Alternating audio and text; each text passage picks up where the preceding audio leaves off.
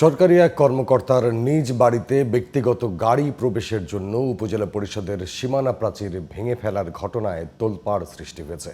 প্রাচীর ভাঙার পেছনে ময়মনসিংহ বিভাগীয় এক নারী অতিরিক্ত কমিশনারের সংশ্লিষ্টতার অভিযোগ উঠেছে। জানা গেছে, ওই কর্মকর্তা প্রথমে পকেট গেট এবং পরবর্তীতে গাড়ি প্রবেশের জন্য বড় গেট নির্মাণের দাবি জানান। নেত্রকোনার কেন্দ্র উপজেলার এই ঘটনা জেলা প্রশাসন থেকে শুরু করে গড়িয়েছে ময়মনসিংহ বিভাগীয় প্রশাসন পর্যন্ত। এ নিয়ে ক্ষুব্ধ উপজেলার বাসিন্দারা। আরও জানাচ্ছেন মহসিন কবির। প্রায় ৮ একরের সুবিশাল জায়গা জুড়ে অবস্থিত নেত্রকোনার কেন্দুয়া উপজেলা পরিষদ। এই সীমানার মাঝে অবস্থিত স্থানীয় স্কুল, লাইব্রেরি, মসজিদ, স্বাস্থ্যকেন্দ্র এবং মৎস্য ভবন সহ বেশ কিছু প্রতিষ্ঠান। কিন্তু নিরাপত্তাজনিত কারণে উপজেলা পরিষদ এই বিশাল এলাকা জুড়ে সীমানা প্রাচীর নির্মাণের পর বিপত্তিতে পড়েন এলাকাবাসী। একসময় সহজে যাতায়াত করতে পারলেও এখন এসব প্রতিষ্ঠানে যেতে অনেকখানি পথ ঘুরতে হয় এলাকাবাসীকে। স্কুলের শিক্ষার্থীরাও সময় বাঁচাতে ঝুঁকি নিয়ে দেয়াল টপকাচ্ছে নিয়মিত। আমি ওয়াল টুকায় স্কুলে যাই। কেন ওয়াল টপকাইছে কেন? টাইম শেষ হয়ে চিন্তা হতো তাড়াতাড়ি আর লাগছে ওয়াল টুকাইছি। এই ভোগান্তি থেকে বাঁচতে দীর্ঘদিন ধরে একটি গেটের জন্য আবেদন করলেও আমলে নেয়নি কর্তৃপক্ষ। 2টা গ্রাম আছে, 2টা গ্রামে 10,000 লোক বাস করে। ওনারা প্রথম রাস্তায় এইটা।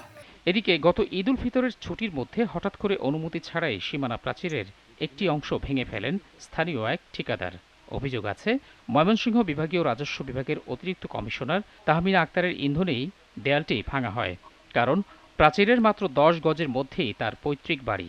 তবে অনুমতি ছাড়া দেয়াল ভাঙার অভিযোগ অস্বীকার করেন ঠিকাদার। এটা হইলো এই রাস্তাটা করার কারণে মানে কোনো মালামাল যাচ্ছিল, মাল নেওয়ার পরে আবার আমাদের ওয়াল এখানে পুনঃস্থাপন করা হয়েছে। এই ঘটনার পর তাহমিনা আক্তার প্রতিবেশীদের দিয়ে ওই স্থানে একটি পকেট গেট তৈরির আবেদন জমা দেন।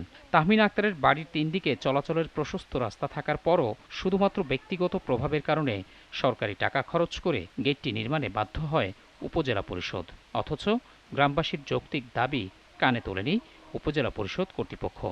আমরা ওই গেট হওয়ার আগে থেকে আমরা করতেছি এই দিক দিয়ে গেট দেওয়ার জন্য। তবে এখানেই শেষ নয়। এরপর তাহমিনা আক্তার পকেট গেটের পরিবর্তে বড় গেট নির্মাণ করে দেওয়ার জন্য চাপ সৃষ্টি করেন। কিন্তু তাতে রাজি না হওয়ায় এ নিয়ে তার সঙ্গে উপজেলা প্রশাসনের সঙ্গে তীব্র বিরোধ দেখা দেয়। ওপর মহলে এ নিয়ে দেনদরবারও করেন তিনি।